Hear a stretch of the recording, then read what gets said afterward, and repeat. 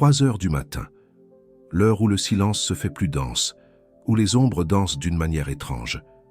C'est l'heure la plus profonde de la nuit, le moment où le voile entre notre monde et l'au-delà s'amincit. Et où, murmure-t-on, les âmes des enfants disparus peuvent venir nous rendre visite. Ce que je vais vous confier aujourd'hui est un secret, que Padre Pio n'a partagé qu'avec une poignée de fidèles avant de quitter ce monde. Un rosaire particulier, récité précisément à 3 heures du matin, qui, dit-on, ouvre une brèche, une porte secrète, entre notre réalité et le lieu où reposent les âmes des enfants innocents. Si vous avez vécu la douleur insupportable de perdre un enfant, si vous connaissez quelqu'un qui porte cette blessure, si vous gardez précieusement dans votre cœur le souvenir d'un petit être qui s'en est allé trop tôt, alors écoutez attentivement ce qui va suivre. Cela pourrait bien transformer votre existence, car ces enfants ne sont pas définitivement perdus. Ils attendent simplement qu'une âme compatissante sache comment entrer en contact avec eux. Padre Pio a consacré sa vie à dialoguer avec les âmes en peine. Ces stigmates lui offraient un accès privilégié, une perception aiguë des dimensions invisibles. Et parmi toutes les âmes qu'il a croisées, celles des enfants ont toujours suscité en lui une émotion particulière, une profonde compassion. Les enfants en peine se distinguent des adultes, murmurait-il souvent. Ils ne saisissent pas pleinement ce qui leur est arrivé. Ils errent, tels de petits êtres égarés dans une brume épaisse, appelant leurs parents, aspirant à retrouver quelqu'un qui les aime, et lorsqu'ils sentent une âme vivante prier sincèrement pour eux, ils s'y agrippent désespérément. Comme un enfant s'accroche à la main de sa mère pour ne pas se perdre, ce lien fragile, mais puissant, entre les enfants décédés et leurs proches restés sur terre, est une réalité que l'Église officielle reconnaît à peine. On nous encourage à prier pour les défunts, à faire célébrer des messes en leur mémoire, à solliciter des indulgences. Mais personne ne nous enseigne comment établir un véritable contact, comment ressentir leur présence, comment recevoir un signe tangible, une assurance qu'ils sont en paix. Padre Pio, lui, détenait ce secret, et il le transmettait, avec une infinie délicatesse, à ceux qui venaient le trouver, brisés par le deuil, anéantis par la perte d'un enfant. Ce secret, c'est le rosaire des saints innocents, une variante du rosaire traditionnel, spécialement conçu pour atteindre les âmes des plus jeunes, des plus fragiles. Mais ce rosaire ne déploie toute sa puissance qu'à une condition impérative. Il doit être récité à 3 heures du matin précises, pas à 2h59, pas à 3h01, mais à 3 heures pile, à l'instant exact où les ténèbres atteignent leur paroxysme et où la lumière divine commence, en secret, à percer. Pourquoi cette heure spécifique? Padre Pio l'expliquait ainsi. 3 heures du matin est l'heure diamétralement opposée à 3 heures de l'après-midi, l'heure où le Christ a rendu son dernier souffle sur la croix. C'est l'heure où le mal exerce son emprise la plus forte, mais également l'heure où la grâce divine peut se manifester avec une intensité inégalée. Les forces obscures sont à l'œuvre à cet instant, mais les armées célestes aussi, et les âmes des enfants innocents, auréolés de leur pureté, peuvent plus facilement franchir le voile subtil qui sépare les mondes. L'histoire de ce rosaire remonte à une nuit de décembre de l'année 1953. Padre Pio était incapable de trouver le sommeil. Ses stigmates le faisaient de souffrir plus intensément que d'habitude, et il percevait, avec une acuité particulière, une présence étrange dans sa cellule. Pas une présence menaçante.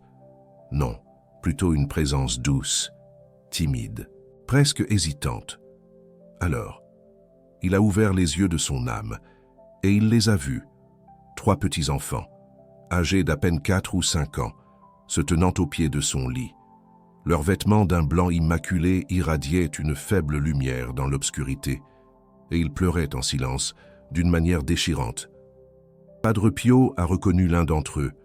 C'était le fils d'une femme qui était venue le consulter quelques semaines auparavant, une mère dévastée, inconsolable, par la mort tragique de son enfant dans un accident de voiture. Elle avait imploré Padre Pio de l'aider à savoir si son fils avait rejoint le paradis. « Pourquoi pleurez-vous, mes enfants ?» leur a demandé Padre Pio. Celui qui l'avait identifié prit la parole. « non pas avec des mots audibles, mais en communiquant directement avec l'esprit du saint homme. « Ma mère pleure, dit-il. Elle pleure chaque nuit, et je suis impuissant à la consoler. Je ne parviens pas à lui faire savoir que je suis en paix. Elle ne m'entend pas. » Padre Pio fut profondément ému. Il savait que cette mère passait des nuits entières à se consumer dans les larmes, incapable de retrouver la sérénité. Et voilà que l'enfant lui-même souffrait de ne pouvoir apaiser la douleur de sa mère. « Comment puis-je vous venir en aide ?» demanda-t-il. Les 3 enfants échangèrent un regard. Puis l'un d'eux répondit « Il existe un moyen, un rosaire spécial. Si ma mère le récite à cette heure précise, je pourrais lui apparaître en rêve. Je pourrais lui montrer que je suis heureux. Mais elle ignore l'existence de ce rosaire. Personne ne le connaît. » C'est alors qu'un événement extraordinaire se produisit. Une lumière intense, une lumière dorée et chaleureuse, surgit derrière les enfants. Et dans cette lumière, Padre Pio discerna la silhouette de la Vierge Marie. Elle tenait un rosaire entre ses mains, mais ce rosaire était différent de tous ceux qu'il avait vus jusqu'alors. Les grains n'étaient pas d'une seule couleur. Ils alternaient entre le blanc immaculé et le rose pâle, et au lieu d'un crucifix. Le rosaire se terminait par une petite médaille, représentant un groupe d'enfants entourant tendrement l'enfant Jésus.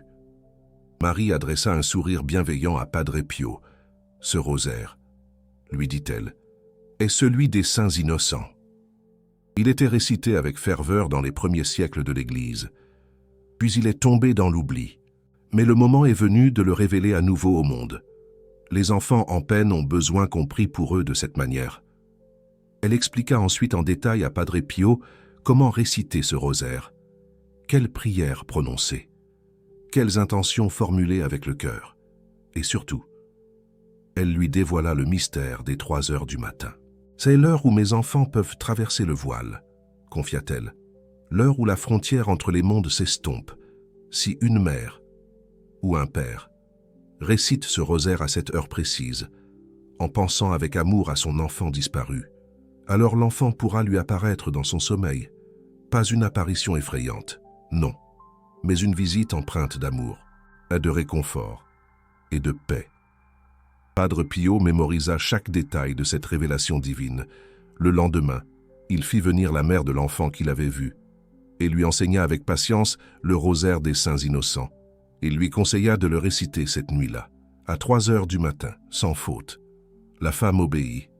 Elle se réveilla à 2h55, s'agenouilla devant une image de la Vierge et commença à réciter le rosaire à 3 heures précises, avec une ferveur intense, ce qui se produisit ensuite. Elle le raconta à Padre Pio le lendemain, les larmes aux yeux, mais le visage rayonnant d'une joie indicible. Pendant qu'elle priait, elle avait ressenti une chaleur douce envahir la pièce, une chaleur réconfortante, semblable à celle d'un rayon de soleil printanier, et un parfum enivrant de fleurs, un mélange subtil de roses et de lys, avait embaumé l'atmosphère. Puis, elle s'était endormie. Pas un sommeil ordinaire, mais un sommeil léger et lumineux, comme si elle flottait sur un nuage de lumière. Et dans ce sommeil, elle avait vu son fils. Il n'était plus tel qu'elle l'avait vu au moment de sa mort, brisé, défiguré par l'accident. Il était entier, souriant, vêtu d'un blanc éclatant. Il courait vers elle, dans un jardin empli de fleurs. Un jardin plus beau que tout ce qu'elle avait jamais vu. « Mère, avait-il dit, en la prenant dans ses bras, ne pleure plus. Je suis heureux ici. Je joue avec d'autres enfants. Et je t'attends. Nous serons ensemble un jour, mais pas encore. Tu as des choses à faire sur terre. » La femme s'était réveillée en larmes, mais ce n'étaient plus des larmes de douleur. C'étaient des larmes de joie, de soulagement, de paix enfin trouvée. Elle savait maintenant que son fils allait bien. Elle avait reçu le signe qu'elle attendait depuis des mois. Un soulagement immense. Cette histoire s'est répétée des dizaines de fois au fil des années. Padre Pio a enseigné le rosaire des saints innocents à de nombreux parents endeuillés. Et presque tous ont reçu une visite de leur enfant dans leurs rêves. Un message d'espoir. Je dis presque tous, parce qu'il y avait des conditions à remplir. Le rosaire ne fonctionnait pas automatiquement. Il fallait certaines dispositions du cœur, certaines préparations spirituelles, et surtout, il fallait une foi sincère, une foi inébranlable. Padre Pio avertissait que le doute était le principal obstacle à ces visites. Si vous récitez le rosaire en vous demandant si cela va fonctionner, disait-il, vous créez vous-même un mur entre vous et votre enfant. La foi ouvre les portes, le doute les ferme, irrémédiablement. Pour cultiver cette foi, Padre Pio recommandait une préparation de 3 jours avant de réciter le rosaire des Saints Innocents pour la première fois. Cette préparation consistait en prière, jeûne et méditation spécifique. Une préparation du cœur, le premier jour. Il fallait jeûner au moins un repas et passer 1 heure en silence, méditant sur la vie de l'enfant décédé.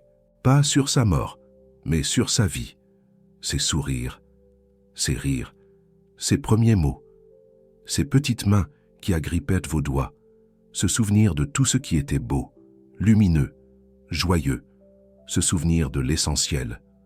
Le 2e jour, il fallait se confesser et recevoir l'Eucharistie. Padre Pio insistait beaucoup sur ce point. L'état de grâce est essentiel, disait-il. Vous ne pouvez pas établir un contact pur avec une âme pure si votre propre âme est souillée par le péché. Purifiez-vous d'abord. Une démarche indispensable. Le 3e jour, il fallait préparer l'espace où serait récité le rosaire, un petit autel avec une bougie blanche, une image de la Vierge à l'enfant, et si possible, une photo de l'enfant décédé. Cet espace devait être béni avec de l'eau bénite et protégé par une prière à Saint Michel Archange. Un lieu de recueillement. Ces préparations peuvent sembler exigeantes, mais Padre Pio les considérait comme essentielles. Vous n'allez pas simplement prier, expliquait-il. Vous allez ouvrir une porte entre les mondes. C'est un acte spirituel d'une grande puissance. Il doit être fait avec sérieux et révérence. Un acte de foi profonde. Maintenant, laissez-moi vous expliquer la structure exacte du rosaire des Saints Innocents. Elle diffère du rosaire traditionnel sur plusieurs points. Une prière spéciale. Le rosaire commence non pas par le credo, mais par une invocation spéciale aux Saints Innocents de Bethléem. Cette invocation demande aux 28 premiers martyrs de l'Église de servir d'intermédiaire entre le monde des vivants et celui des défunts. Des messagers d'espoir. Saints Innocents de Bethléem, vous qui avez donné votre vie pour protéger l'enfant Jésus, ouvrez les portes des limbes cette nuit. Permettez aux âmes des enfants de traverser le voile. Accompagnez-les vers ceux qui les aiment et les attendent, par votre innocence. Purifiez cette prière, par votre sacrifice. Donnez-lui la force de percer les ténèbres. Un appel solennel. Après cette invocation, on récite le Notre Père, mais avec une modification importante. Au lieu de dire « ne nous laisse pas entrer en tentation », on dit « ne laisse pas les enfants des limbes dans les ténèbres ». Cette modification centre la prière sur les âmes des plus petits. Une pensée pour les enfants perdus. Ensuite viennent les dizaines. Mais au lieu de 10, je vous salue Marie. On en récite 7. Le nombre 7 est symbolique. Il représente les 7 dons du Saint-Esprit et les 7 jours de la création. Et surtout, il représente l'âge de raison, l'âge à partir duquel un enfant est considéré comme capable de pécher. Une valeur symbolique. Pourquoi ce nombre? Parce que les enfants morts avant l'âge de 7 ans sont considérés comme particulièrement innocents. Ils n'ont pas eu le temps de développer les vices qui affligent les adultes. Leurs âmes sont plus légères, plus proches du ciel. Et le nombre 7 honore cette innocence particulière. Un hommage à l'innocence. Entre chaque dizaine de 7, on ne récite pas le gloire au Père traditionnel, mais une prière spéciale composée par Marie elle-même lors de son apparition à Padre Pio. Un moment sacré. Enfant Jésus, toi qui as été protégé par les innocents de Bethléem, protège à ton tour les innocents des limbes. Ouvre-leur les portes de ton royaume. Permets-leur de voir le visage de leur Père céleste. Et cette nuit, permets-leur de visiter ceux qui les aiment sur terre. Une prière profonde. Le rosaire se termine par une prière de conclusion qui demande explicitement la grâce d'une visite en rêve. Un espoir tangible. Vierge Marie, Mère de tous les enfants, j'ai prié ce rosaire avec tout mon cœur. Je t'en supplie, permets à l'âme de mon enfant, ou de l'enfant pour lequel je prie, de venir me visiter cette nuit. Que sa présence me console, que son message me guide, que son amour me réchauffe. Je m'abandonne à ta volonté. Si cette visite n'est pas possible cette nuit, qu'elle vienne quand tu le jugeras bon. Mais je t'en prie, ne me laisse pas dans l'ignorance. Donne-moi un signe que mon enfant va bien. Amen. Une supplique émouvante. Cette structure peut sembler complexe au premier abord, mais elle devient naturelle avec la pratique. Padre Pio recommandait de mémoriser les prières avant de les réciter à 3 heures du matin, pour éviter d'avoir à lire dans l'obscurité et perdre la concentration nécessaire. Une préparation minutieuse. Maintenant, je dois vous parler de ce qui se passe après avoir récité le rosaire. Parce que c'est là que les choses deviennent vraiment extraordinaires. Des moments uniques. Après avoir terminé les prières, Padre Pio recommandait de rester agenouillé en silence pendant quelques minutes. Pas pour continuer à prier, mais pour écouter. Car parfois, disait-il, les enfants ne viennent pas en rêve, ils viennent immédiatement. Pendant ces minutes de silence qui suivent le rosaire, des signes discrets. Ces visites immédiates sont rares, mais elles existent. Certaines personnes ont rapporté avoir senti une petite main invisible se poser sur leur épaule. D'autres ont entendu un rire d'enfant résonner dans la pièce. D'autres encore ont perçu une odeur caractéristique, l'odeur du shampoing que leur enfant utilisait, ou l'odeur de ses vêtements fraîchement lavés, des manifestations touchantes. Ces signes sont des preuves que l'enfant a entendu la prière et qu'il essaie de communiquer. Ils ne remplacent pas la visite en rêve, mais ils la préparent. Ils ouvrent le canal qui permettra à l'enfant de venir plus tard dans la nuit. Un prélude à la visite.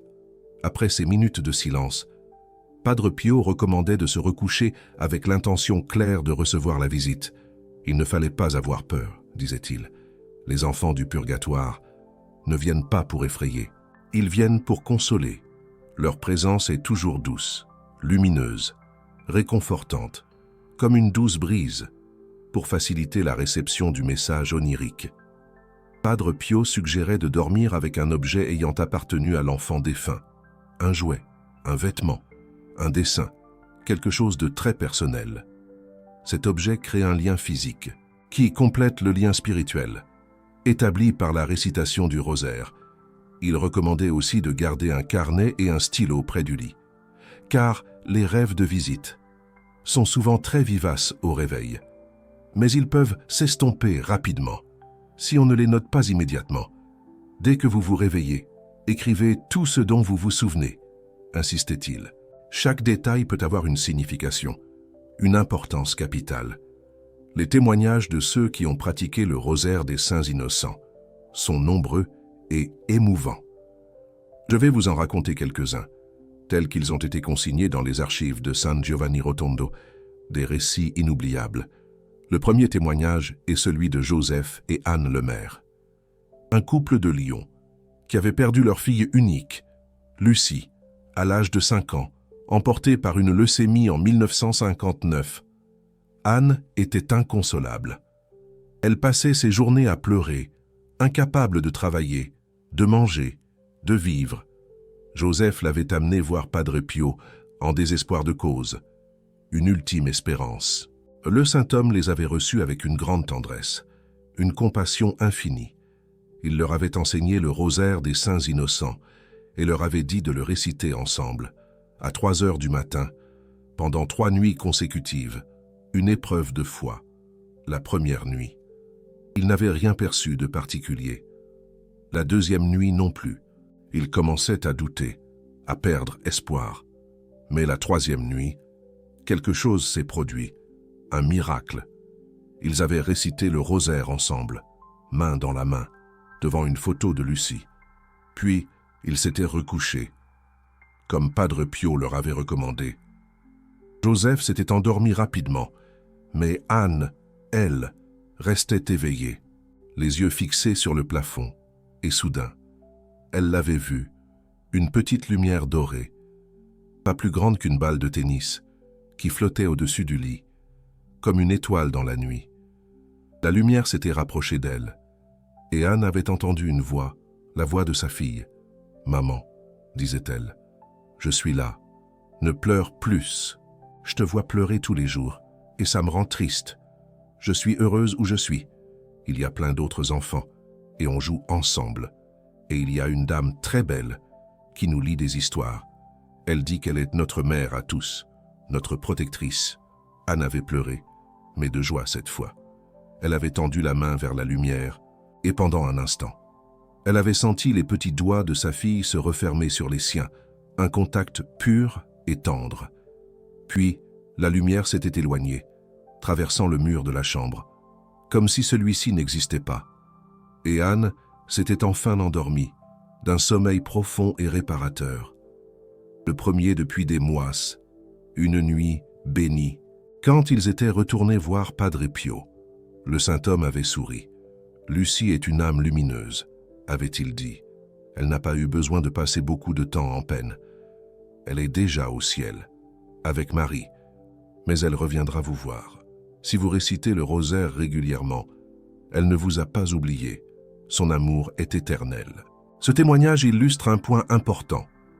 Le rosaire des saints innocents ne fonctionne pas toujours de la même manière pour tout le monde. Certains reçoivent une visite en rêve. D'autres, comme Anne, reçoivent une visite éveillée, une perception directe de la présence de l'enfant. D'autres encore reçoivent des signes plus subtils, des coïncidences significatives, des intuitions soudaines, des parfums inexplicables. Padre Pio disait que la forme de la visite dépendait de plusieurs facteurs, de l'état spirituel du parent, de l'état de l'âme de l'enfant, et surtout de ce que Dieu jugeait le plus utile pour la guérison du deuil, un chemin vers la paix. Parfois, disait-il, Dieu ne permet pas une visite directe parce que le parent n'est pas encore prêt. Le choc serait trop fort. La visite viendrait plus tard, quand le cœur aurait suffisamment guéri pour la recevoir. C'est pourquoi il ne fallait jamais se décourager si les premières tentatives ne produisaient pas de résultats visibles. Le rosaire travaillait dans l'invisible, préparant le terrain pour la visite qui viendrait en son temps. Une question de foi et de patience. Le deuxième témoignage que je veux partager est celui de Marie-Thérèse Dubois, une femme de Marseille, qui avait perdu son fils Marc, âgé de 7 ans, noyé dans un lac en 1962. La mort avait été soudaine, brutale, sans possibilité de dire au revoir. Une cicatrice indélébile. Marie-Thérèse était hantée par cette absence de clôture. Elle n'avait pas pu serrer son fils une dernière fois, lui dire qu'elle l'aimait, le bénir avant son départ. Cette douleur la rongeait de l'intérieur, la consumait lentement, quand elle avait appris l'existence du rosaire des saints innocents. Par une amie qui avait rencontré Padre Pio, elle avait d'abord été sceptique. Comment une simple prière pouvait-elle lui permettre de revoir son fils? C'était impossible, irrationnel, contraire à tout ce qu'on lui avait enseigné. Mais le désespoir l'a poussée à essayer quand même. Elle n'avait rien à perdre. Une dernière chance. Elle avait suivi les 3 jours de préparation à la lettre. Jeûne, confession, communion, préparation de l'autel, et la 4e nuit, à 3 heures du matin, elle avait récité le rosaire pour la première fois, avec une ferveur nouvelle. Ce qui s'est passé ensuite l'a marquée pour le reste de sa vie, une expérience transformatrice. Elle s'était endormie après le rosaire, comme prévu, et elle avait fait un rêve d'une clarté extraordinaire. Elle était au bord d'un lac, mais pas le lac où Marc s'était noyé. Un lac beaucoup plus beau, aux eaux cristallines qui reflétaient un ciel d'un bleu impossible, un paysage paradisiaque. Et Marc était là, debout, sur l'eau, pas en train de se noyer. Non, debout, marchant sur la surface du lac, comme si c'était un sol solide. Il souriait, et ses yeux brillaient d'une lumière intérieure, une pex infinie. « Maman », avait-il dit en s'approchant d'elle, « je ne me suis pas noyé, je me suis envolé. L'eau m'a libéré. Je ne souffrais pas. Maman, j'ai juste fermé les yeux et je me suis retrouvé ici, dans ce beau jardin. Et depuis, je t'attends, avec impatience. » Marie-Thérèse avait pleuré dans le rêve, et ses larmes tombaient dans le lac, sans créer de rides. « Tu me manques tellement », avait-elle dit. Marc avait secoué la tête. « Je suis toujours avec toi, maman. Chaque fois que tu penses à moi, ça je le sens. Chaque fois que tu pries pour moi, je reçois ta prière comme un cadeau. Et un jour, tu viendras me rejoindre, mais pas maintenant. Tu as encore du travail à faire, là-bas. Une mission à accomplir. Il s'était approché d'elle et l'avait serrée dans ses bras. C'était une étreinte réelle, tangible, aussi vraie que n'importe quelle étreinte qu'elle avait jamais reçue. Elle avait senti la chaleur de son petit corps, l'odeur de ses cheveux, le battement de son cœur, un moment de grâce. Puis, il s'était éloigné, marchant sur l'eau vers le centre du lac. Au revoir, maman. Mais pas adieu. On se reverra. Un espoir éternel. Marie-Thérèse s'était réveillée en pleurant, mais quelque chose avait changé en elle. Le deuil s'était transformé. Elle avait trouvé la PX, le nœud de douleur, qui étreignait son cœur depuis des mois, s'est enfin desserré. Elle pouvait enfin respirer à nouveau. Elle pouvait enfin vivre à nouveau. Elle a continué à réciter le rosaire des saints innocents. Régulièrement, pendant des années, Antoine lui apparaissait de temps en temps, pas à chaque fois, mais assez souvent, pour maintenir ce lien, et à chaque visite, elle le voyait grandir, évoluer, devenir plus lumineux. L'âme continue de grandir au ciel, lui avait expliqué Padre Pio, quand elle lui avait raconté ses visions. Les enfants ne restent pas éternellement petits. Ils mûrissent, ils évoluent, ils apprennent, mais ils gardent toujours cette innocence qui les caractérise. C'est leur trésor éternel. Ces témoignages soulèvent une question importante. Pourquoi l'Église ne parle-t-elle pas davantage de ces possibilités? Pourquoi le rosaire des saints innocents est-il resté si longtemps dans l'ombre? Padre Pio avait sa théorie à ce sujet. Il pensait que l'Église officielle avait peur des abus, peur que les gens se mettent à contacter les morts à tort et à travers, sans discernement, sans protection spirituelle. Peur aussi que certains charlatans exploitent cette pratique pour soutirer de l'argent aux parents endeuillés. Ces craintes sont légitimes, reconnaissait-il, mais elles ne justifient pas de priver les parents de ce réconfort. Le rosaire des saints innocents n'est pas du spiritisme. C'est une prière catholique, encadrée par la tradition, protégée par les sacrements. Entre de bonnes mains, elle ne présente aucun danger. Pour éviter tout risque de dérive, Padre Pio insistait sur certaines précautions importantes. La première était de ne jamais réciter le rosaire dans un état émotionnel instable. Si vous êtes en pleine crise de désespoir, attendez de vous calmer un peu, disait-il.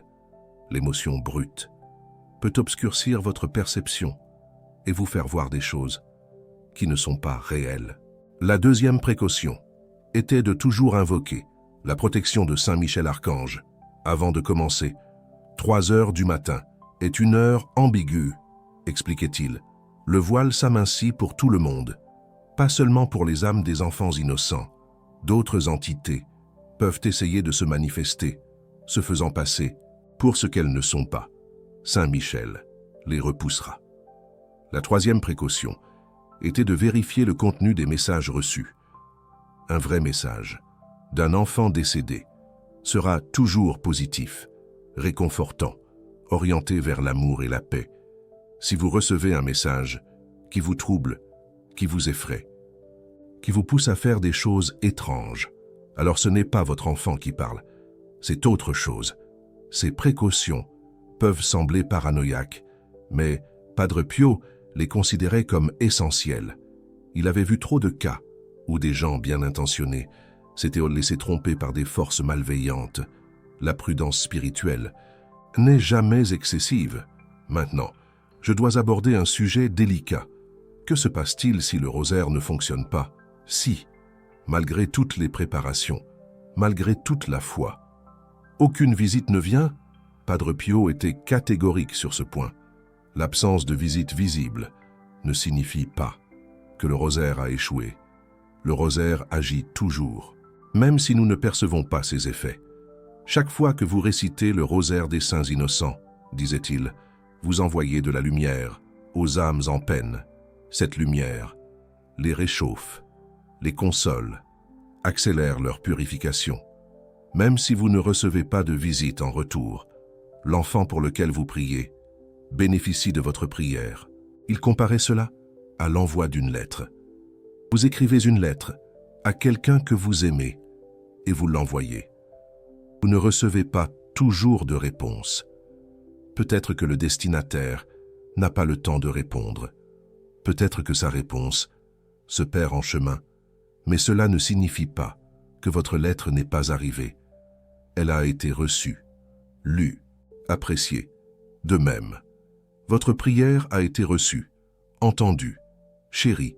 Cette perspective était importante pour Padre Pio. Il ne voulait pas que les gens deviennent obsédés par les résultats visibles. La prière n'est pas une transaction commerciale, rappelait-il. Vous ne priez pas pour obtenir quelque chose en retour. Vous priez par amour, et l'amour a toujours un effet, même si cet effet reste invisible. Cela dit, il reconnaissait que les visites étaient une grâce extraordinaire que Dieu accordait souvent à ceux qui priaient avec sincérité. Si vous n'avez pas reçu de visite après plusieurs tentatives, disait-il, examinez votre cœur. Y a-t-il un obstacle que vous n'avez pas identifié? Un péché non confessé? Un ressentiment non pardonné? Une peur secrète? Qui bloque le canal de communication? Ces obstacles psychospirituels étaient, selon lui, la cause principale des échecs apparents.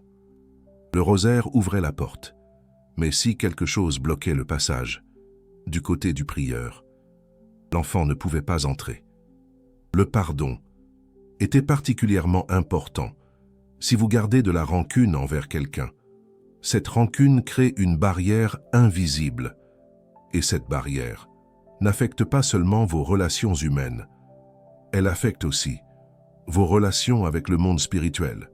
Padre Pio racontait le cas d'une femme qui avait perdu son fils dans un accident causé par un chauffard ivre. Elle haïssait ce chauffard de toutes ses forces. Elle souhaitait sa mort, sa damnation, sa souffrance éternelle. Elle avait récité le rosaire des saints innocents pendant des mois, sans jamais recevoir de visite. Finalement, elle était venue voir Padre Pio pour lui demander pourquoi cela ne fonctionnait pas. Le saint moine avait regardé dans son âme et avait vu le nœud de haine qui y régnait. « Votre fils ne peut pas vous atteindre, lui avait-il dit, parce que votre haine crée un mur entre vous. Il frappe à la porte de votre cœur. Mais vous êtes trop occupé à haïr comme pour l'entendre. » La femme avait été choquée. Comment pouvait-elle pardonner à celui qui lui avait pris son enfant? C'était impossible, inhumain, injuste. Padre Pio l'avait regardé avec compassion. « Le pardon n'est pas pour le chauffard, avait-il dit. Le pardon est pour vous, tant que vous le haïssez. Il a pouvoir sur vous. Il vit dans votre tête, dans votre cœur, dans chacune de vos pensées. Pardonnez-lui, et vous serez libérés. Et alors, votre fils pourra enfin vous atteindre. » Ce n'était pas facile. La femme a mis des mois à y arriver. Mais un jour, dans un acte de volonté héroïque, elle a prononcé les mots de pardon. Elle ne les sentait pas vraiment, pas encore. Mais elle les a dit quand même. Et cette nuit-là, pour la première fois, son fils lui est apparu en rêve. « Merci, mère, lui a-t-il dit. Maintenant je peux t'atteindre. Le mur est tombé. » Cette histoire illustre une vérité profonde. Le rosaire des saints innocents n'est pas seulement une prière pour les morts, c'est aussi une prière pour les vivants, une prière qui nous oblige à examiner notre cœur, à confronter nos ténèbres intérieures, à choisir l'amour plutôt que la haine. C'est un appel profond, une invitation à l'introspection. Les âmes en peine nous aident à grandir, autant que nous les aidons à être libérés. C'est un échange d'amour, une relation mutuelle qui transcende la mort, un lien spirituel puissant.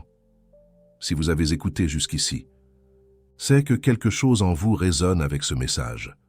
Peut-être avez-vous perdu un enfant et vous cherchez désespérément un signe qu'il va bien. Peut-être connaissez-vous quelqu'un dans cette situation et vous voulez l'aider. Le chagrin est universel. Vous avez découvert aujourd'hui un secret que Padre Pio a gardé précieusement pendant des années.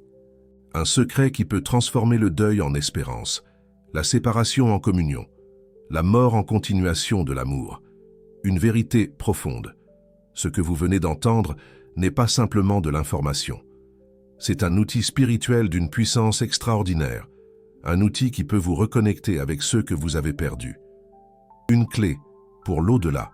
Si cette vidéo a touché votre cœur, si vous sentez que ces révélations méritent d'être partagées, alors je vous demande de faire quelque chose de concret. Un petit geste peut avoir un grand impact. Le Super Thanks en bas de cette vidéo permet de soutenir la diffusion de ces enseignements secrets. Chaque contribution aide à créer plus de contenu comme celui-ci, à révéler d'autres pratiques oubliées, à honorer la mémoire de Padre Pio et sa mission de sauver les âmes. Soutenez-nous. En cliquant sur ce cœur doré, vous participez à une œuvre de miséricorde. Vous aidez d'autres parents endeuillés à découvrir le rosaire des saints innocents. Vous contribuez à libérer des âmes d'enfants en peine. Soyez acteurs du changement. Maintenant, je vais récapituler les éléments essentiels pour que vous puissiez les noter. Prenez des notes. Préparation de 3 jours. Premier jour, jeûne et méditation sur la vie de l'enfant. Deuxième jour, confession et communion. Troisième jour, préparation de l'autel avec bougie blanche. Image de la Vierge. Photo de l'enfant. Un rituel sacré. Structure du rosaire. Invocation aux saints innocents. Notre Père modifié. 5 dizaines de 7. Je vous salue Marie. Prière du gloire modifiée entre chaque dizaine. Prière de conclusion, demandant la visite. Une séquence de prières puissante. Après le rosaire.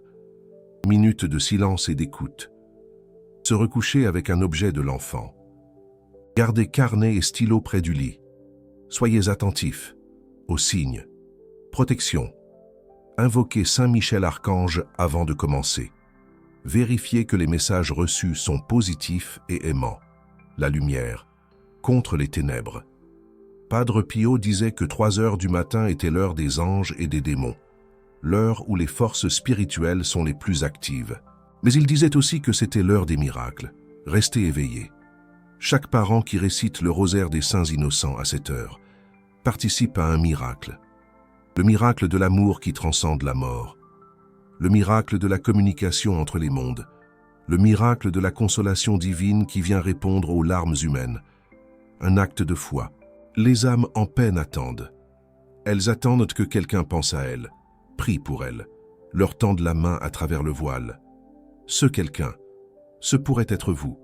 Ne les oubliez pas. Avant de vous quitter, je veux vous poser une question. Avez-vous déjà été réveillé à 3 heures du matin sans raison apparente? Avez-vous senti une présence dans votre chambre à cette heure? Avez-vous eu l'impression qu'un enfant essayait de vous contacter? Écoutez votre intuition. Racontez votre expérience dans les commentaires. Vos témoignages peuvent aider d'autres personnes à comprendre que les visites sont réelles, que les enfants décédés peuvent vraiment communiquer avec nous. Partagez votre histoire. Que la paix des saints innocents soit avec vous. Que la Vierge Marie vous couvre de son manteau. Que Padre Pio intercède pour vous et pour les enfants que vous avez perdus. Et que cette nuit, à 3 heures du matin, une petite lumière vienne vous visiter. Croyez. Au nom du Père, du Fils et du Saint-Esprit. Amen. Que la lumière soit